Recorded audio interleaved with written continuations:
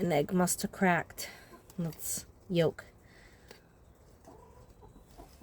That's how it gets muddy and dirty. So we'll have to clean that out, put some clean shavings to absorb that. We got another chicken butt right here. You gotta kind of force them off the eggs.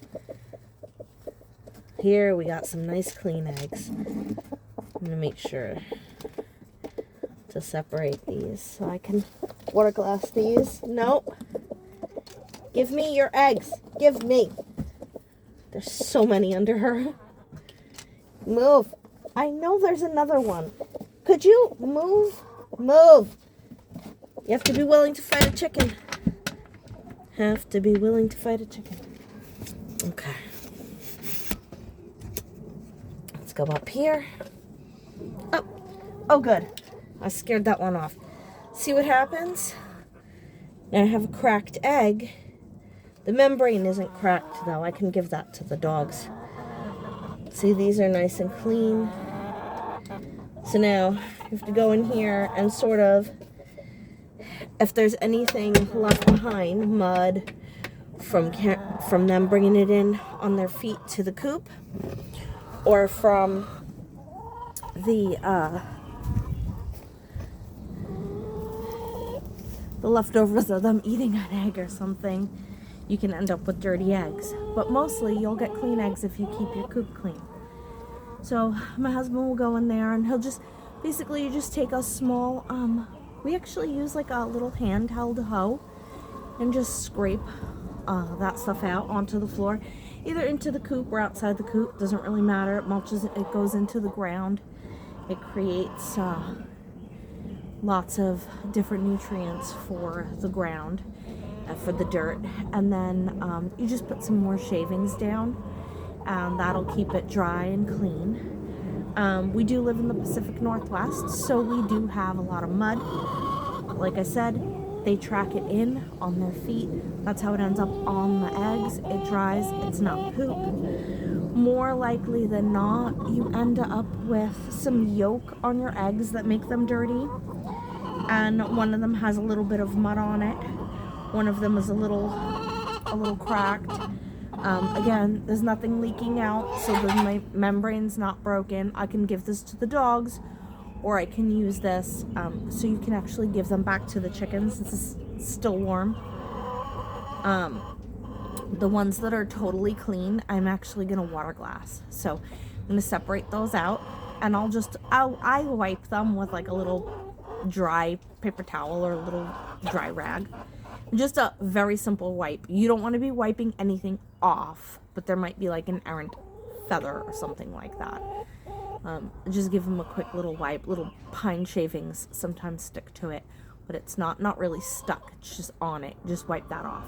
And then you put them into your lime and your water. So that's how you water glass eggs. And I'm going to do that. So I'll be posting about that in a few minutes. But, yep. We collected a bunch of eggs. Let me see how many we got. 2, 4, 6, 8, 10, 12, 14, 16. 16 eggs today. There may have been a couple there from yesterday. We try to collect eggs daily because, as you see, this is what happens. When a hen is sitting on 8 eggs, she's likely to break one, especially when she's fighting you to get them. So it happens. One of the eggs clearly cracked. Either somebody ate it. I didn't see any remnants except for yolk on the other eggs. So, that's a problem. That's why you don't want to have too many hens. We had a rooster. He's in my stock pot right now. So we went from 20 chickens to 18 on Saturday. A hen and a rooster in my stock pot. And we're going to be culling some more. You don't want too many hens. They do fight. Our hens look pretty beat up because we had a pretty randy rooster.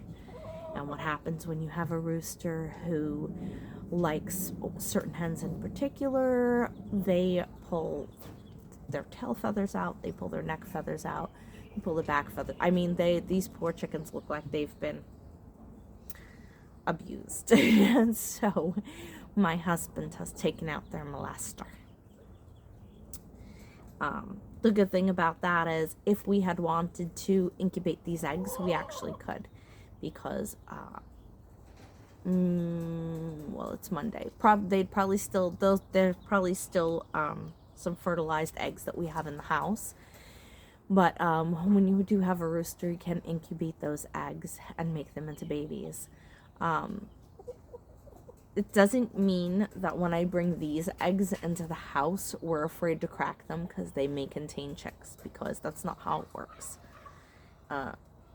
There has to be ideal temperature and circumstances for an actual chicken to grow inside the egg. And we don't allow that because we know how to prevent that. And so we don't ever crack an egg into our pan and be like, oh, look, a dead baby chick. Never happen. So I like to share those little tidbits with you, and maybe I can share some more stuff if you have any questions. You can message me or you can drop them in the comments, and I'll try to answer your questions the best that I can. See you later.